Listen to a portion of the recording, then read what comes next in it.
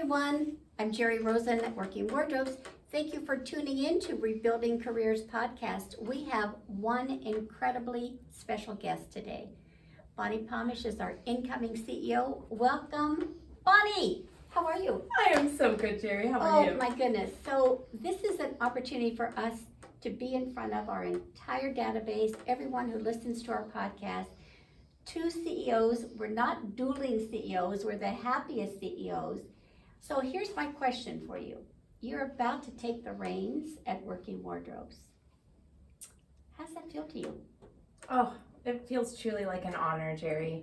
It feels like such an honor to continue the incredible work that you started 31 years ago and literally answered the calling to help our community. So this is an opportunity for us to let people know about you and about me, but I want them to also understand about this blended energy that we've sort of created. So this is the real deal, everyone. When we're talking together, Bonni and I just sort of have this, we're almost levitating. We're so happy to be together. But it is about this shared love of the mission, isn't it, Bonni? So when you saw the job description, what did that say to you? In a word, Jerri, it said impact. It said we can make a difference. Every individual can make a difference and bring ourselves, our whole selves, whatever it is that we have to offer, that we can each be a contributor to this mission. And I think it said to me, that's me, I'm all in. Absolutely, absolutely. So 31 years in, one of the things that I want people to know is that there's truly a strategic plan for the near future. And near future, we mean a plan that's going to take you through 2024. Now, the executive team and I worked on that. You sort of inherited it. How did you feel when we presented that plan to you? How did it sound to you? First and foremost, it felt like a gift. It felt like the gift of a expertise in the room, willing to chart out a path that was reflective of who we are as an organization and what is achievable, yet pushing some envelopes to achieve, challenging ourselves. And I also was very, I want to say relieved, but in an excited way, relieved that there was a huge focus on sustainability, because this, and I'm sure beyond Orange County, communities need working wardrobes. We need agencies who are able to convene our community around the mission to empower people to help themselves and to experience the power of a paycheck. Well, I think that's true everywhere. And even in the lap of luxury that we have here in Orange County, there is this underbelly of poverty that we address. But we also wanted to give you at least a runway into your first year, that you're not literally figuring, where do we go in the future? Let's figure out where we are today, because there are a lot of relationships that you want to really get into, and just learning the processes and the revenue fields and so forth and so on. So you've had a chance to meet the staff, you've worked with the executive team, you've worked with the board.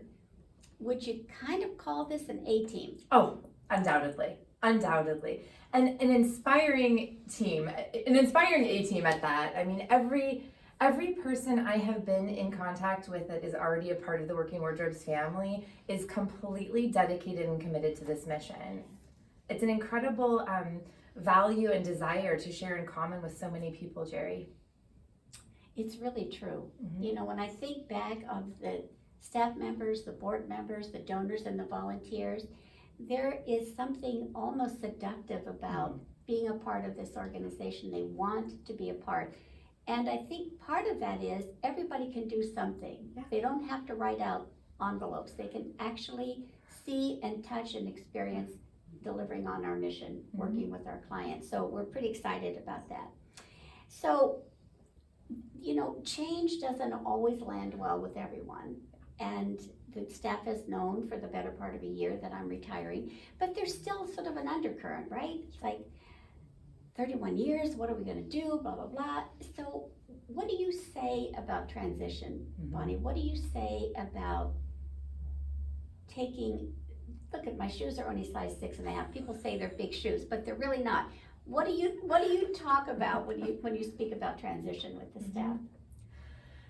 I think that change is inevitable. I mean, it's, we joke around, but it's true. Change is like death and taxes. You can count on change. It's coming. Right. So what I have to say about change is kind of like preparing to jump on a moving train, right? Start running now, preparing, thinking about what it is that's coming, even if it's the unknown. Preparing yourself for change, in my opinion, means taking the time to see the opportunity to, I love this quote that you always bring, out, Jerri, that there's always another way of looking at things, right? And to look at things as, yes, they're going to change. Yes, we don't know exactly where and how it's going to change, but we know for sure there is opportunity in that. And if we can look at and focus on where the opportunities are and prepare ourselves as individuals to, when that opportunity arises, to be able to meet it, choose it, take it, and then kind of like those books, choose your adventure, right? Choose the way that you want to jump onto that train. Exactly. So there is this sense of emotion wrapped up in my leaving, you're taking. So tell me, what's the emotion that runs through you about all this? Oh, Jerri, so much. I think in one word, gratitude. And I keep coming back to this because, again, I am so grateful for the care and the detail and just the love that you have put into the plan to onboard me, the way you have been preparing not just the staff, our board, everyone is seeing the train coming, right? We all know that you are rewiring, not retiring. Exactly. So I have such gratitude for your leadership and the way that you have prepared this transition for the organization and the individuals that are part of it.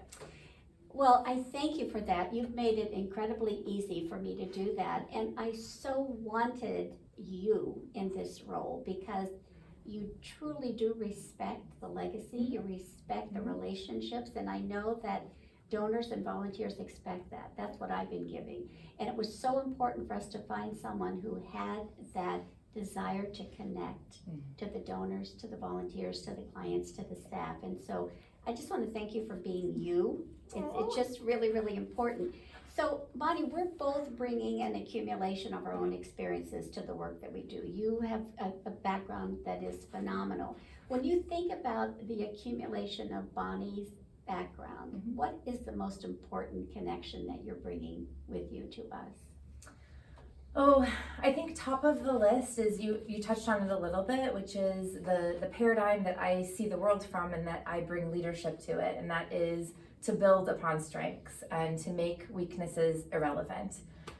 There is an incredible foundation of strength here, and I think that's what I will bring from my experiences, is knowing that we will strengthen the strengths, that we will do even more that we already do well, even better. Okay, I mean, I'm a happy woman because that I think is incredible. So you mentioned my favorite saying, there's always another way of looking at things. I want to know what your favorite saying is. Oh, Jerri, Maya Angelou has so many, but my favorite of hers is essentially that people never forget how you make them feel. Yeah. Absolutely.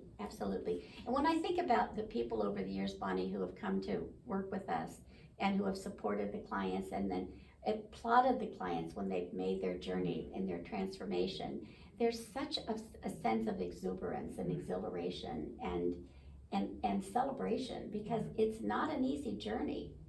And we can look at a before and after photograph and it looks like it's a blink of an eye. It could take weeks, it could take days, it could take months, it could take years. But we're the steady Eddie in the world, right? We're here to help people when they need it, for sure. So we have an opportunity, Bonni, to send a message to our donors and our volunteers. I want to know what you want to say. You're the incoming CEO at Working Wardrobes. What's your message to our flock? I'm thinking of the flock of seagulls for some reason. Right. You know, Jerri, I think my first message is always thank you. Thank you for your support, for your desire also to make a difference, a positive difference in this world.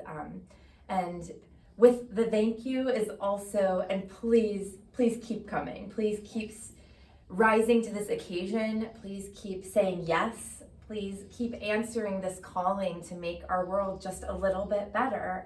It takes just one person, one chance, one opportunity, one interaction at a time, and we are each of us is empowered to make that difference for others, just like we are focusing on empowering our clients. There is this, a little bit of a dance, a give and a get. When we help others, we often learn and receive just as much, if not more. So I thank you for your support, and please keep it coming. I'm going to say exactly the same thing to our audience. I so want you to know that what you have supported in the past continues under new management and new leadership, and it is going to be magnificent.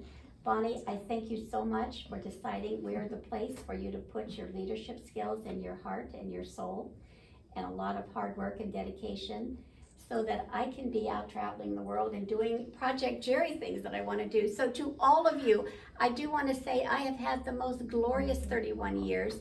I know that Bonni is going to take the next 31 and make them absolutely spectacular. Come back and be with us again soon. This is Jerri and Bonni from Working Wardrobes. We'll see you again very soon. Bye for now.